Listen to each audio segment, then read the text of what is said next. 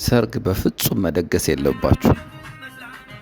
ዊዲንግ ቼክሊስት ካላዘጋጃችሁ፣ ባጀታችሁን በቁጥር ለይታችሁ ካላወቃችሁ፣ የምትጠሩትን ታዳሚ በቁጥር ብዛቱ ለይታችሁ ካላወቃችሁ በፍጹም መደገስ የለባችሁ።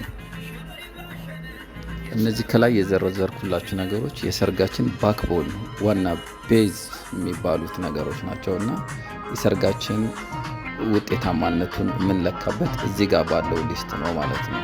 ታች ከመጀመሪያ ከቤቱ መሰረት ይዞ ያልመጣ ነገር ሁሌ ያንገዳግዳልና መጀመሪያ ማድረግ ያለብን ተጋቢዎች እነዚህ ነገሮችን በስነ ስርዓት ለይተን ማወቅ መቻል አለብን።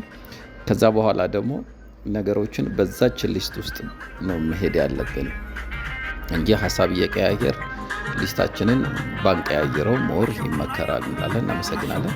እንደዚህ አይነት ቲፖችን ከፈለጋችሁ ቻናላችን ፎሎው አድርጉ። ቴንክ ዩ